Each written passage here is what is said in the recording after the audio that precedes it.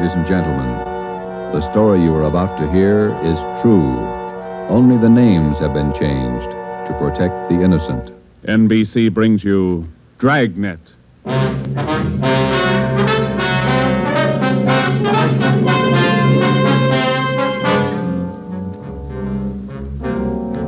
You're a detective sergeant. You've been off duty 2 hours. You receive an emergency call from the chief of detectives. An entire block in the heart of your city is threatened with complete destruction. Your job? Report at once. Dragnet, the documented drama of an actual crime, investigated and solved by the men who unrelentingly stand watch on the security of your home, your family, and your life. For the next 30 minutes, in cooperation with the Los Angeles Police Department, you will travel step by step on the side of the law through an actual case from official police files. From beginning to end, from crime to punishment, Dragnet is the story of your police force in action.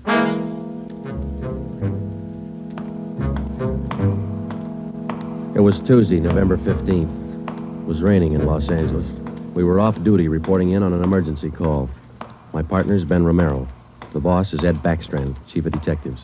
My name's Friday. It was 8:32 a.m. when I walked in the Spring Street entrance of the City Hall. You Sergeant Friday? Yeah, that's right. Take my elevator, Sergeant. It's the only one in service. All right.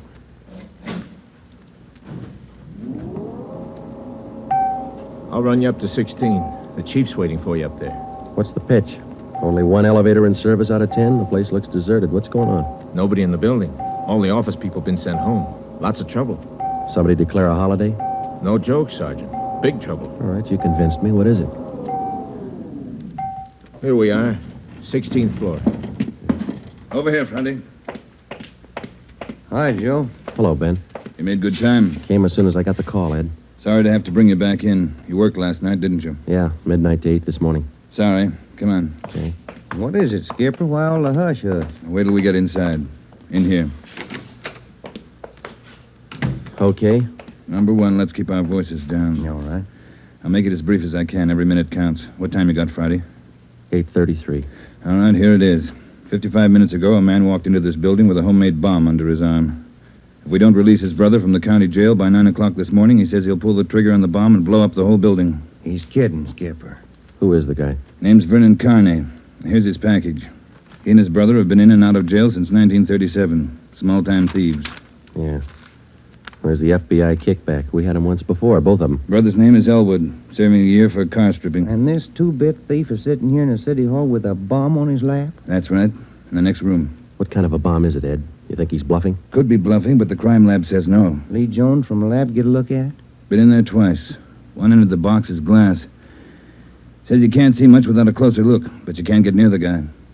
What do you want us to do? It's a volunteer job. You can take it or leave it. I won't order you to do it. How you want to handle it? You sure you want a piece of this one, Romero? No, he doesn't, Ed. He's got a family. Get me another single man. We'll give it a try. Wait a minute, Joe. What makes this job so different? Anytime we kick a door in, we never know what's on the other side. That's what makes it different. This time we do. No, you're not going to cut me out. Not the only time I know what I'm getting into. All right. Chandler's tried. Hannon, Davis, Watson, they've all tried. This guy Carney knows what he's doing. He's no pushover. But somebody's got to get that bomb away from him. Friday, Romero, it's your baby now. I looked at my watch. It was 8:36.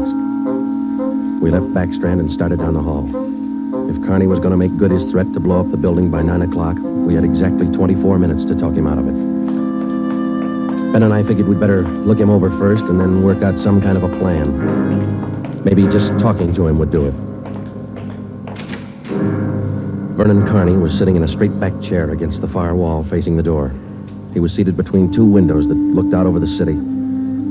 Along the left wall was a row of 6 wooden chairs. In the center of the right wall was a connecting door leading to the office where Backstrand had briefed us. The door was locked on both sides. Just off-center and favoring the left of the room was a small filing table. The other furniture in the office was a desk just forward of the connecting door on the right. There was a dictaphone on the desk. In the near left corner, shielded by a white screen, was a small wash basin. The faucet leaked. Vernon Carney was middle-aged. He sat erect, holding a black box on his lap. He held his right hand inside one end of the box. Ben and I stood there for a minute and looked at him. Then we walked in the room. What do you say to a man with a bomb? That's close enough. Cigarette, Carney? I'm not smoking right now. What are you trying to prove? You know what I want? We're not going to let your brother out of jail. You got until 9 o'clock to change your mind. According to that clock on the wall, you got 24 minutes. If we go, you're going with us, Carney. Don't take much of a brain to figure that, copper. What made you think you could get away with this? Haven't yet.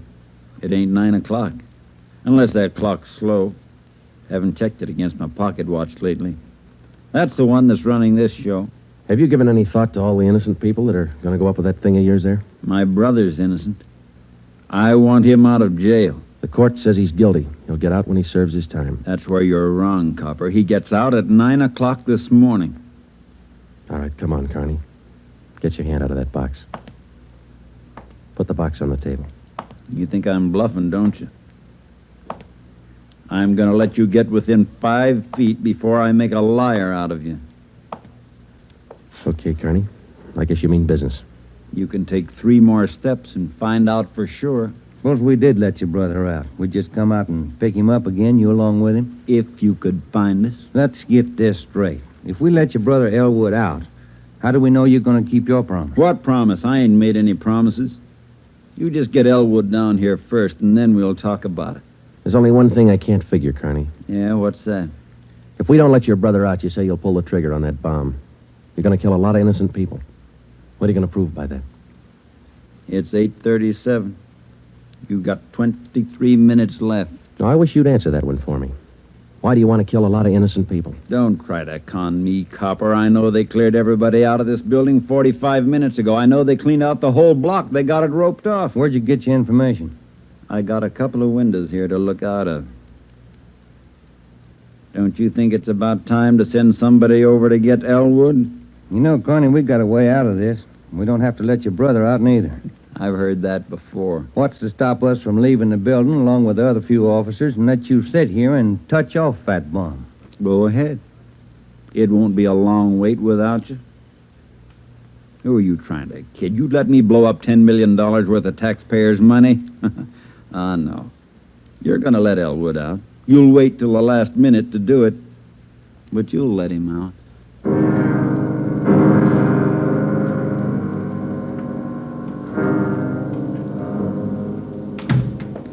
Ed, I'm still not convinced Carney can back up what he says. Then why didn't you take the box away from him? Yeah. We're in a spot, let's face it. How about an eye for an eye, Skipper? What do you mean? If he pulls the trigger on that machine, he kills us. How about us getting him first? All right, Romero. How you going to handle it? Well, I'm not top man on the pistol range, but I could wing him. And then he hands the box to you? Or maybe he falls and his reflex action pulls the trigger. Okay, I don't wing him. I stop him for keeps. You just can't walk in there and shoot him down. Why not? You do the same thing with an armed criminal. Yeah, but you warn him first. I'll warn him. Yeah, and after you shoot him, you find out it's a harmless gadget. Couldn't have gone off in a million years. No, a gun's not the answer. We can't shoot him until we're positive. We'll be positive by 9 o'clock, and there might not be anybody around to shoot him. We've located Carney's apartment. There's a detail out there checking it now. Pacelli and Morris. Ed, have you got any ideas at all? Anything we could try? That's why I called you in. None of us have gotten any further than you did just now. There's just one thing I want to know for sure. Yeah, Friday.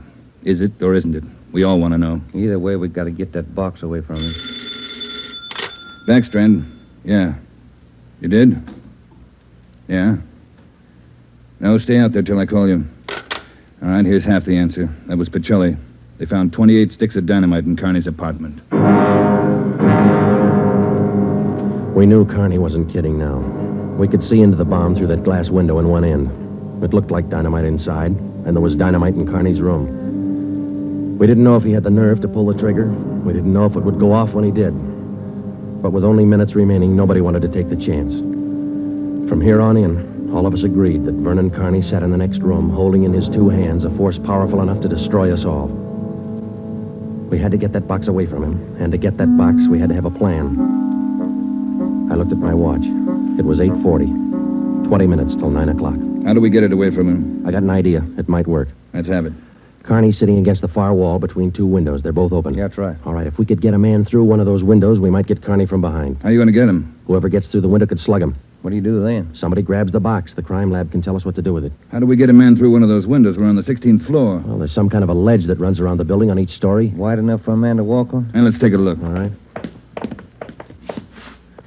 Looks pretty narrow, Joe. That's a good 18 inches. Could be done. Oh, too risky. It's raining out. That ledge is slippery. Strong wind out there, Joe. Tear a man right off the building. Yeah, I guess you're right. Well, there's still a way. How about a ladder? 16 floors, Skipper. There might be a way. The fire department would know that. I'll get Battalion Chief Erickson. Is Lee Jones in the building? No, he's over in the crime lab. I'll get him up here, too. I don't know, Friday. Maybe it'll work. It's got to, Ed. All right, now look. It's going to take a couple of minutes to set this up. We've got to know what Carney's doing every second of that time. Well, how about the dictaphone in there on the desk? Good. Get it on without him seeing you. We'll try. The dictaphone in there is connected to this one in here. This room is 1614. You got that? Yeah. All right, push down key 1614 on that machine in there and leave it down. Get the receiver off the hook and leave it off. Leave the receiver off. That's right. You know, if it isn't off the hook, we won't be able to hear a thing in here. Right. Come on, Ben. This is Backstrand. Give me Chief Erickson. Where's my brother? Still in his cell? You coppers are long on talk, but short on time. Yeah, we know. I'm telling you, for your own good, you'd better get Elwood over here. Carney, I'll bet if we get your brother on the phone here, he'll tell you he doesn't want any part of this. You mean Elwood don't want out?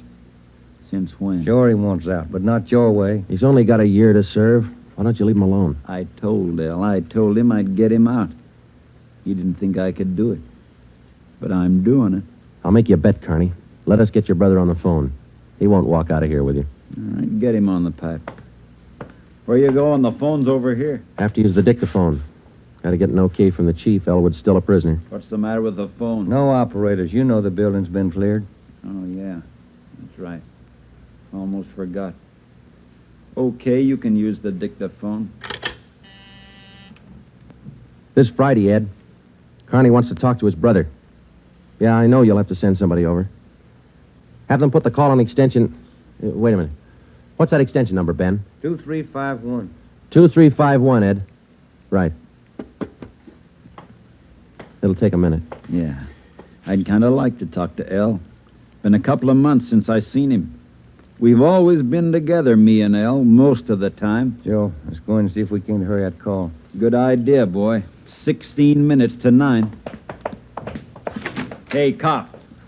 Yeah. Forgot to hang up the dictaphone, didn't you? I put the receiver back on the dictaphone. Ben and I had failed to make good on the first step of the plan. When we got outside the door, we briefed Davis and Watson. They went in to sit with Carney. It would be their job to keep us posted on Carney's movements. The dictaphone was out. We went back into the office next door. Chief Sam Erickson of the fire department and Lieutenant Lee Jones from the crime lab were already there. We told Backstrand what happened. Would have been a help. We haven't got time to cry over it. Carney's wide awake, Skipper. He doesn't miss a thing. Backstrand told us the plan Friday. We can't run a ladder up from the street. Too high, Chief? Best we got is a 100-foot aerial.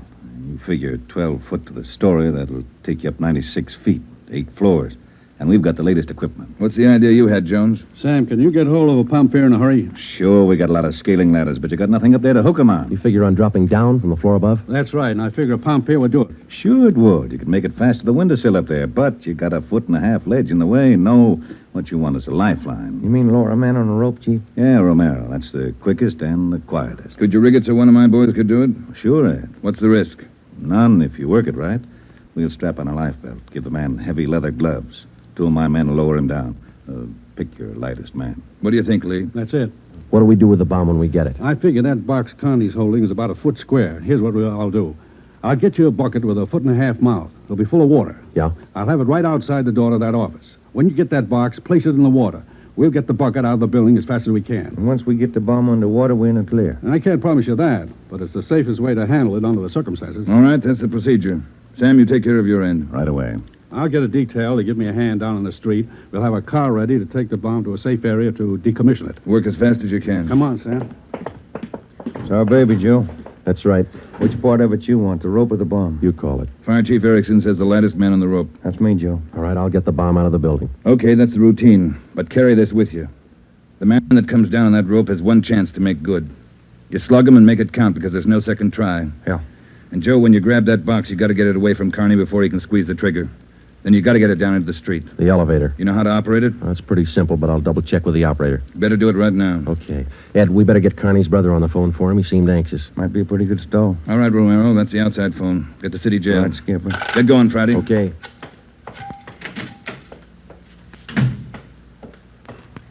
Hey, you.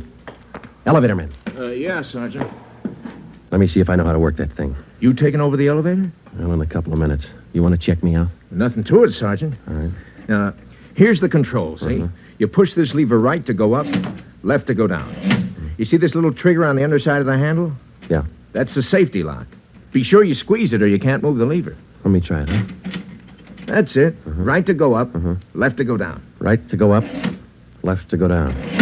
How do you operate the doors? Automatic. They work off the control lever. When the control lever is locked in the up or down position, the doors will close. I get it. Now, in case they jam, this red emergency button up here? Yeah. Push it. If that doesn't close them, we call the repairman. Okay, I think I got it. You sure now? I've had my orders to get out of the building. I'll just leave the elevator right here and take the stairs down. All right. Thanks a lot. Sergeant, just curious. You going to take the bomb down in this car? We're going to try. You won't have any trouble. We haven't had an elevator failure in 18 months. The elevator man turned and went down the stairs. Outside of a handful of volunteers and a man with a bomb, the city hall was now cleared. I started down the corridor and met Ben outside the office. He told me that Lee Jones and Chief Erickson were on their way up in the freight elevator at the rear of the building with the necessary equipment. The 2 fire department volunteers were with them. The phone call had been put through to the city jail, and in a moment, Elwood Carney would be ready at the other end of the line. We went in to tell Carney. I told him over at the jail to put the call through on extension 2351. Yeah. When's it coming through? Right now? You got Elwood with you? No. Look, Carney, we told you we'd get him on the phone for you. The call will be through in a minute. Minute's a long time, cop. You only got 12 of them left. Elwood's going to talk you out of this. Oh, sure. Sure, everybody's going to talk me out of this. First it was them other 2 cops, the little Porky guy and that other monkey. Then you and this Dixie Doughhead here, and now it's Elwood. Come off it, will you, and get my brother over here. That's him. It's your brother, Connie. I'll get him. Stay put, you. Just gonna get the phone. You want to talk to your brother, don't you? I'll take care of the phone. We'll disconnect it for a while. Now get it straight, copper. I'm through with your stinking rotten lying. I want Elwood here. And I want him now. Bring him here before I blow you all to pieces. What's going on? Who threw that phone out in the hall? I did. You want me to go out and pick it up? Carney, that's not going to get you anyplace. You the big boss around here? Maybe. Are you or aren't you? I answered you. All right, big boy. I've got a piece of advice for you. Take your rookie cops here and get it through their heads I mean what I say. I want my brother over here in this room. And you've got just 11 minutes to get it done. Tell him that, will you, boy? All right, Carney. It's your show.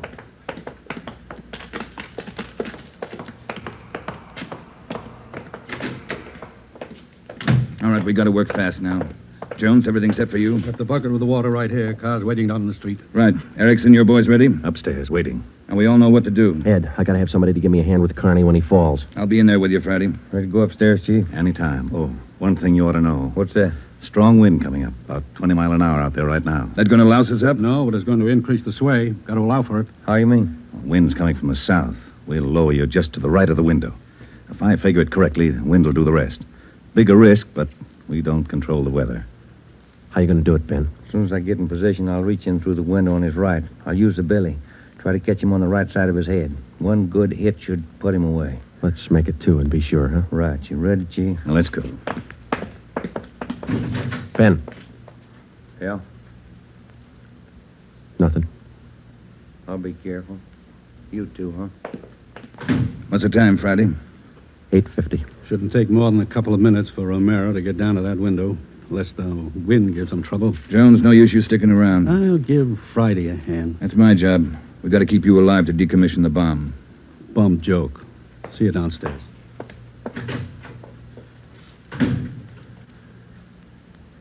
You ready, Ed? Yeah. Scared, Friday? Yeah. That makes us even. Come on. Ed Backstrand and I went into the next room with Vernon Carney. Our job was to keep him occupied until Ben was lowered to the windowsill from the floor above. Ben was going to make a try from the window on Carney's right. Somehow, we had to keep Carney's attention on us and away from that window. If anything went wrong and Carney got out of position, the plan would fail. If Ben was spotted, the plan would fail. If Chief Erickson didn't estimate the force of the wind correctly, the plan would fail. After Ben slugged Carney, my timing had to be perfect. If it wasn't, the plan would fail. I looked at my watch. It was 8 minutes to 9. Carney, anything we can say that'll make you change your mind? I've asked you 100 times. Now I'm ordering you. You're going to get to a phone and have somebody send Elwood over here right now. I'm through waiting. Now move. You ripped out the phone, Carney. Well, find another one. I told you I'm sick of your two-bit stalling. We've got until 9 o'clock to make up our mind about this. You had until 9. But you wouldn't do what I told you. Now I'm cutting you short. You guys have got exactly 1 minute to get a phone in this room where I can hear you call the jail and have them send Elwood over here. You said 9, Carney. All right, Joe. We'll give him what he wants. Davis, unlock the connecting door to this office. I'll get the phone, Ed. Will the cord reach? Yeah. Your brother's a prisoner. He's in our custody and he's under our protection. We can't place his life in jeopardy. Why not leave it up to Al? Here's the phone, Ed. Yeah. Kenworthy, this is Backstrand. We want Elwood Carney over here at City Hall. His brother wants to see him. Explain the situation. If he wants to come, get him over here. Leave it up to him. Room 1614. You'll have to use the freight elevator. And tell him to hurry. Yeah. Tell him to hurry. That's the only smart thing you've done today. Now, why don't you go next door and figure out another angle? We'll wait for Elwood, too. You don't think I'd let you get out now, do you? We're all going to wait right here for my brother. In case he don't show up, you're going to see me pull the plug. Just sit down. Not so close. Right where you are, sit down.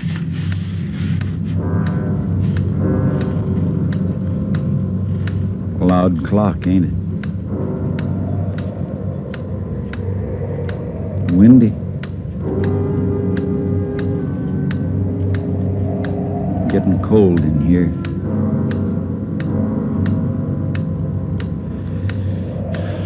Sure a loud clock. Real windy. Maybe I ought to close the windows. Don't want to catch me a cold. I can turn on the heat. Stay put, cop. Hey, what's that? What's going on? Just the wind, Shut Carney. up! There's somebody out there. I can see his feet. You stupid cops. Pull him up! Get back there, you! Pull him up! Friday told him to pull him up. Right. Pull him up! Pull him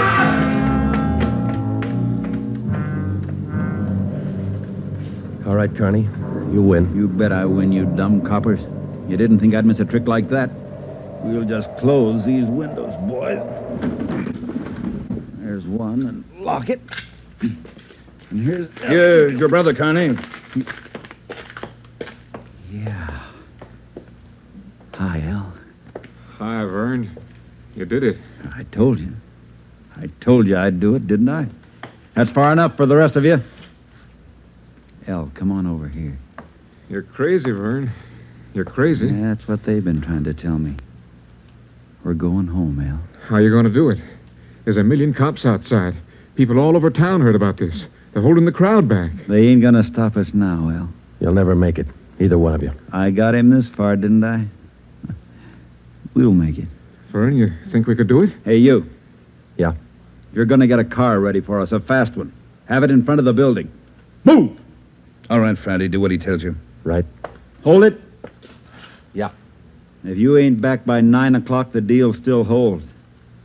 I told them I'd pull the pin at 9, Al, if they didn't let you out. You ain't fooling, are you, Vern? Will that gadget really blow? 4 miles high. You know what that means, Al? Yeah, but they won't let you pull it. We're getting out. All right, Copper. Get the car. You've got 4 minutes.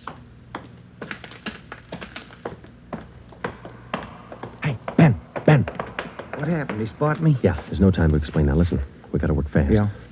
We had to bring Carney's brother over from the jail. I don't think he cares if they get out or not. He just wants to use that bomb, and for some crazy reason, he's waiting until 9. How much time we got? Let me look. Less than 4 minutes. How about the ledge? You think you can do it? Strong wind. You'll have to hang on like a fly. I don't know. I can give it a try. Okay. Same plan. Every second counts. Now, I can't brief Ed. He's in the room with the guy. It's up to you and me. I'll get on the ledge from one of these offices. I hope I make it. If you don't, we'll know you tried. Hurry. Hey, Ben, wait a minute. Yeah? I forgot. The windows. The one on his right. He locked it. You'll have to crawl around to the one on the left. You got it? Right. Okay. The car will be ready in 2 minutes. Out front. Fine. Elle and I'll just sit here and wait. Gonna be good being back together, huh, Elle? We always were real good together, Vern. Yeah, that's the way brothers ought to be together all the time. Together. Vern, I'd feel better with a gun. We don't need no gun, Elle. We got the bomb. We'll need a gun when we get out, when we get on the road. Okay.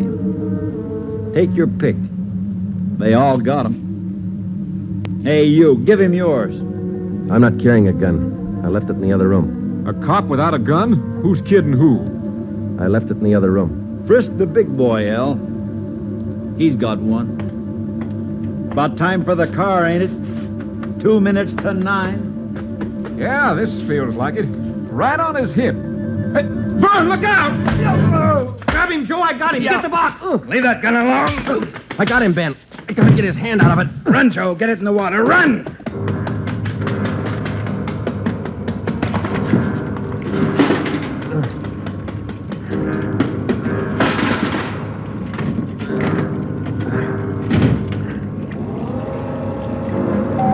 In a fast elevator, 16 floors isn't very much, but I've never shared an elevator with a live bomb. It seemed like minutes between floors. I kept watching the bucket.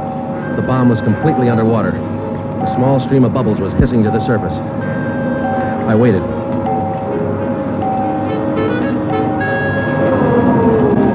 Main floor.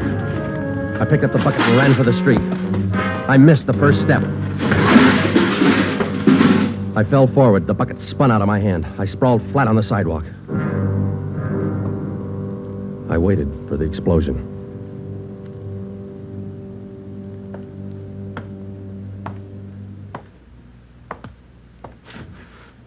It didn't go off Friday. Yeah. I gave it a good chance, Lee. It was all there. Look, at least a dozen sticks of dynamite. Snyder, bring that over here. Here you are, Lieutenant. Thanks. Here's why it didn't go off. Had it rigged for a hard trigger pull. Would have taken a good yank to set this one off. Yeah. Hi, Joe. Hi, Ben. Clumsy.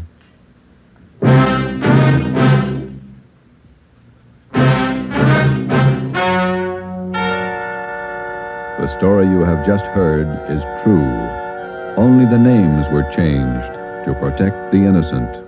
Vernon Carney was examined by 5 different psychiatrists appointed by the Superior Court and was found to be incompetent.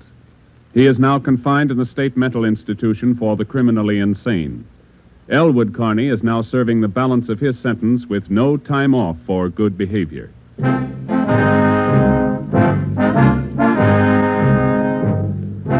You have just heard the 7th in a new series of authentic cases from official files. Technical advice for Dragnet is furnished by the Los Angeles Police Department. Tonight's program is dedicated to Town Marshal Lon T. Larson of the Mount Pleasant, Utah Force, who, on the night of October 15th, 1945, gave his life so that yours might be more secure.